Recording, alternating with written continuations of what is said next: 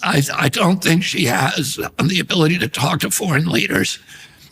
I haven't seen any evidence of that. And I think that she is susceptible to manipulation because she doesn't have firm ideas about her own. I fear that she'll be manipulated by them and that those entities actually want a nuclear war. This time in history, if we get a president like that, it will, for the next 4 years, it may be too late for our country to ever recover.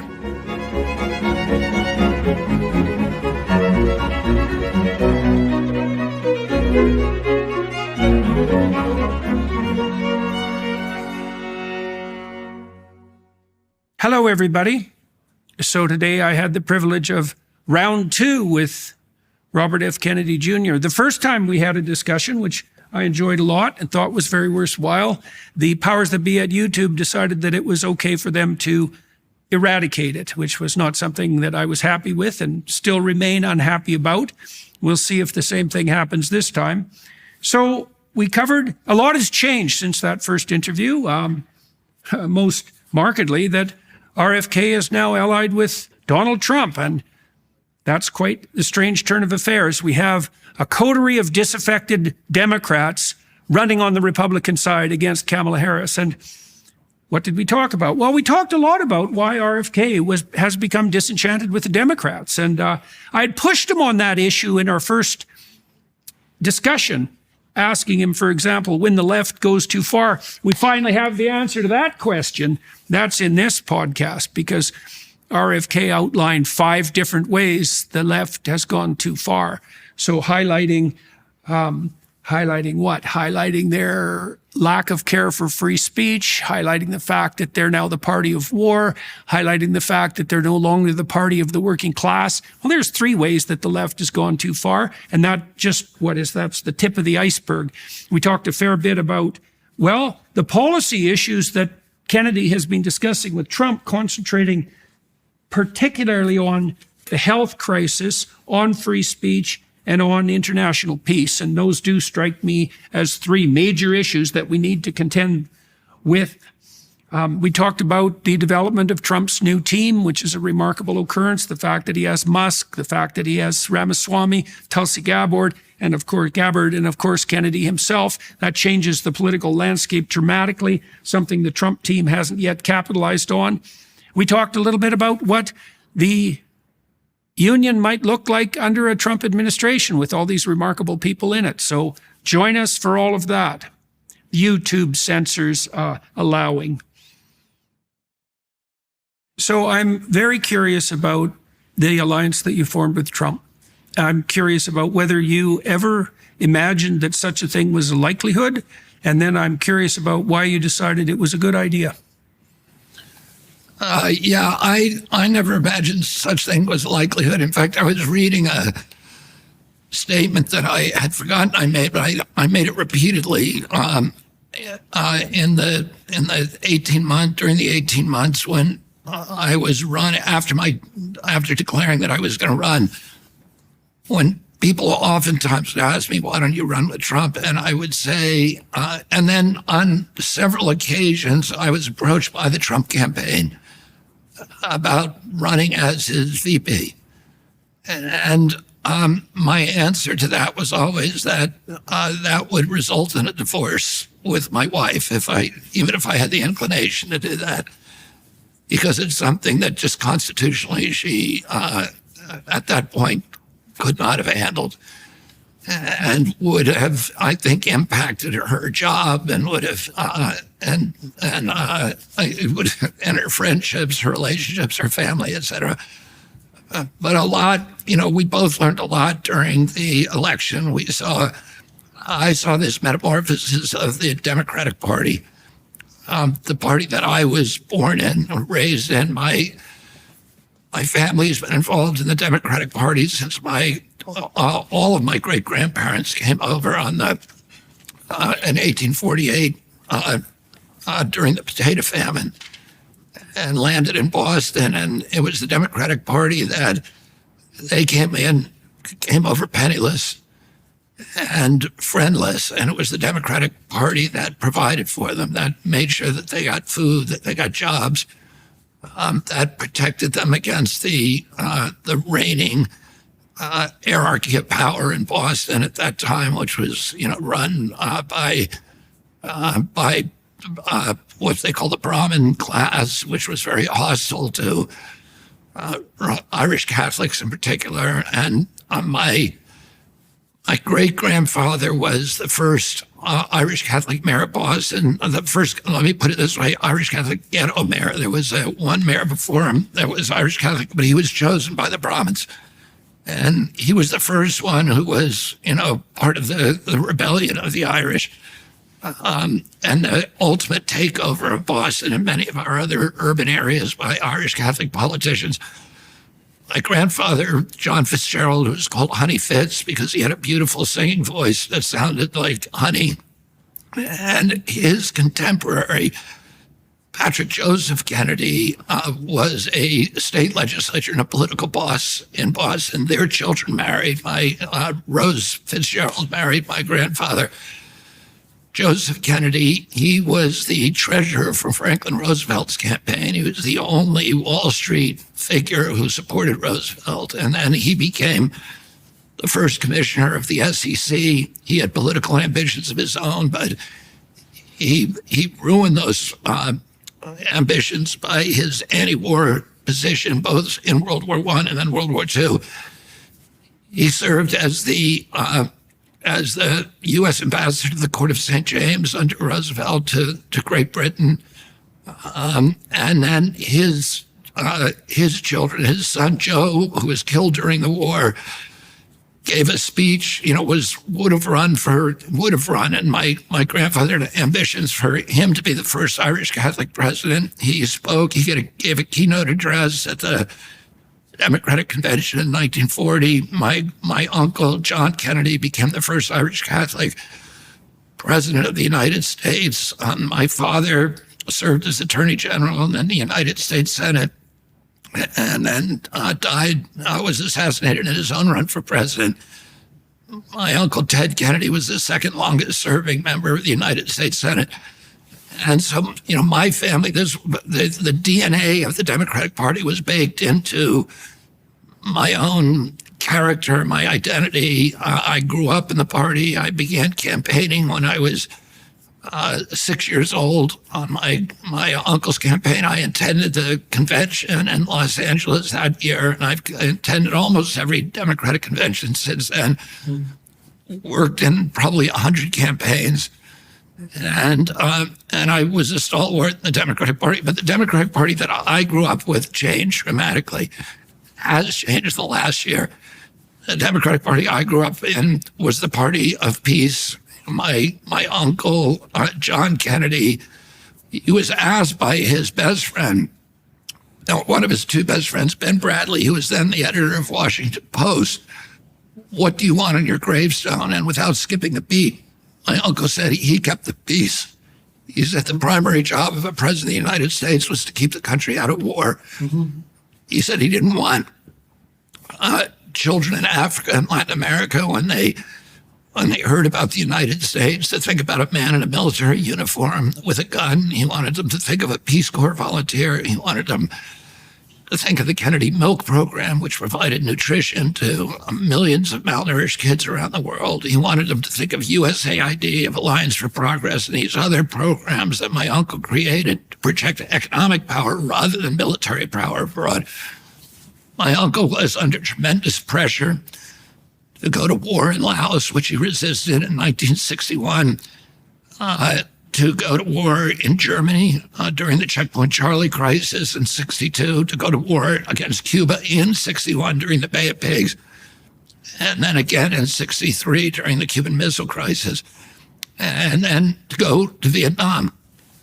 Virtually all of his advisors were telling him he had to send 250,000 troops to Vietnam or the government was collapsed, and he said, it's their government. We cannot fight their war for them. He ultimately, under great pressure, sent 16,000 military advisors, and then who were not, under his rules of engagement, allowed to participate in combat. Some of them did.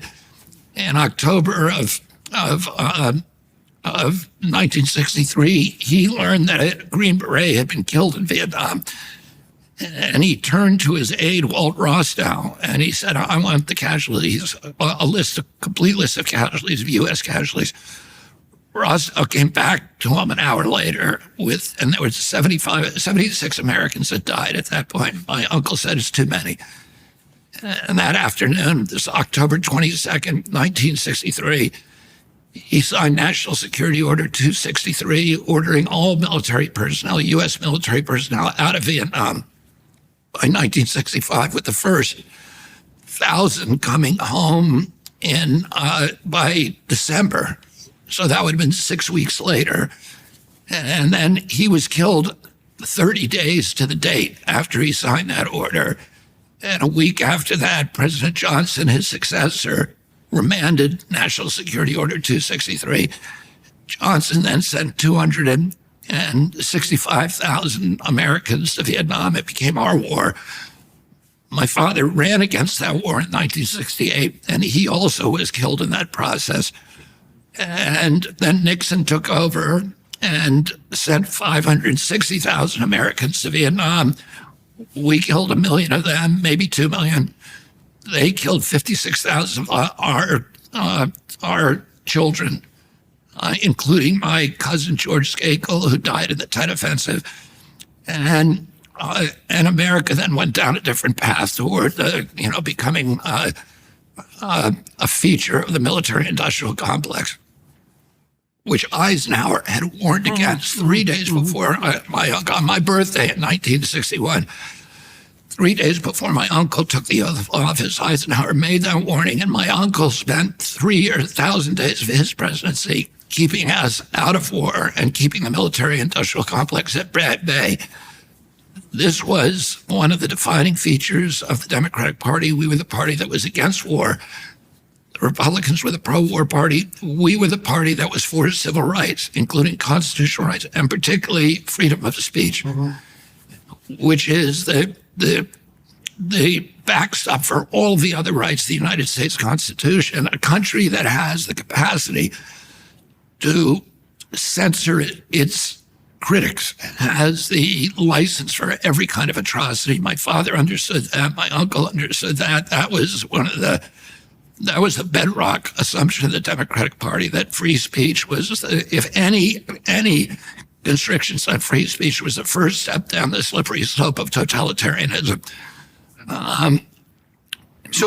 Is it fair to say then that you found the Democrats, and at the present time, you've alluded to peace, and under Trump, they're now the party of war. They're now, they're about to get us into a war with Russia.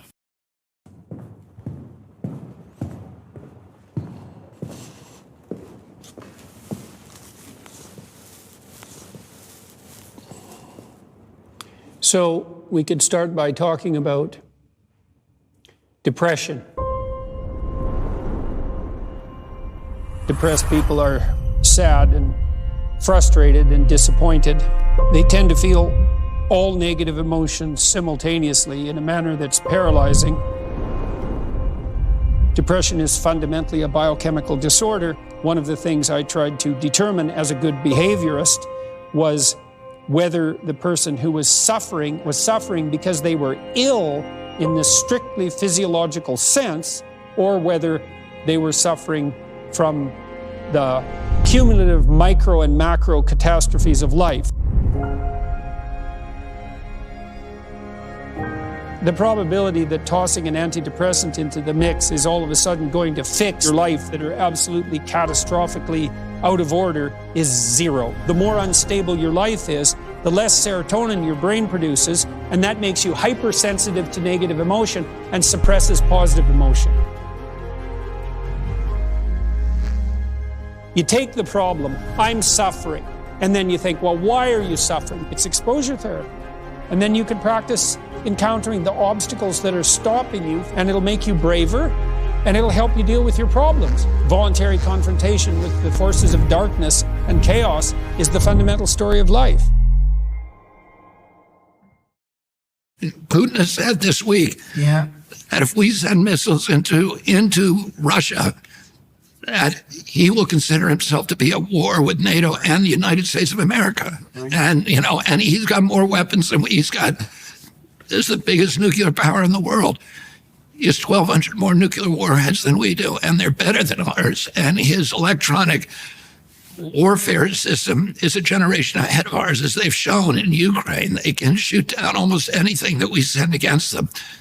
And Kamala Harris, during the convention, made this extraordinarily belligerent speech that appears to have been written by the neocons. And then before she went on, a CIA director spoke immediately before her. And they had military people speaking at that convention. This was inconceivable, when I was growing up. And Kamala Harris in recent days has touted her endorsement by Dick Cheney. Mm-hmm. Dick Cheney was like Darth Vader. If you were a Democrat in 2004, practically the qualification for you being a Democrat is to consider Dick Cheney a war criminal. Dick Cheney and John Bolton, who she also touted her endorsement by, and 225 other neocons who came out and supported her that day. Dick Cheney and John Bolton were the people who gave us the Patriot Act. They're the ones who launched the surveillance state, the censorship state, the legalized spying by the CIA and propaganda by the CIA against the American people. Never happened before. It's in their charter. They can't do that. And Dick Cheney, and then they gave us the Iraq War, which was the greatest cataclysm, foreign policy cataclysm in American history. We destroyed Iraq, which was our bulwark against Iranian expansion.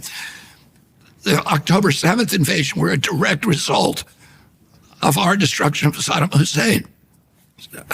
Iraq is now no longer a bulwark against Iran. It is now a proxy of Iran, thanks to our war, which is exactly the foreign policy outcome that we've been struggling to avoid for 30 years. We killed more Iraqis than Saddam Hussein by far. We turned Iraq into a warring cauldron of Sunni and Shia death squads. We created ISIS. We sent, with that, Iraq and the spillover war in Syria, we sent between 2 and 4 million immigrants into Europe and destabilized every nation in Europe for a generation. The emergence of totalitarianism in Europe that right now, the abolition of free speech in Europe is a direct result of the Iraq War. Brexit is a direct result of the Iraq War. It was a cataclysm. If you ask Dick Cheney, who gave us torture for the first time in American history, we had this tradition in this country against torture. George Washington, even when the British were torturing Americans and murdering them on prison ships in Manhattan, off Manhattan Island, Washington was asked about torturing a British prisoner who had critical information, military information. He said, I'd rather lose the war than do that. If we lower ourselves to that level, then what's the point?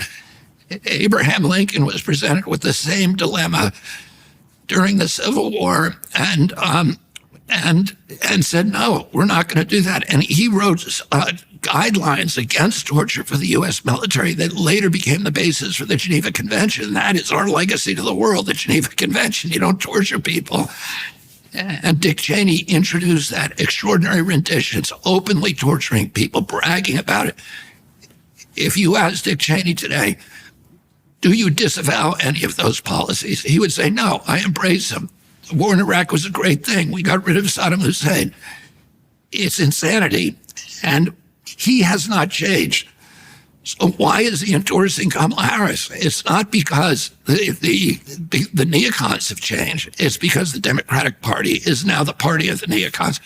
When I interviewed you last time, I asked you a question that I've asked almost, I think, every Democrat that I've spoken to, or former Democrat, which was, when does the left go too far? And you answered that in that question. You said, when they align with Dick Cheney, they've gone too far. Well, that's where they are now. Yeah, well, so how do you explain? I'd like to know what happened. By the way, I could go on with that list of departures from the Democrat. Yeah. Well, I'm curious about inversion. And I studied American history, and in college. And, one of the ways that we study American history is according to these four big realignments that happen among the parties during different parts of our history. And we're going through one of those realignments today, where the Democratic Party was the party of civil rights, has now become the party of censorship, the party of surveillance. Yeah. It was the party of that was fighting against the subversion of American democracy by big corporations.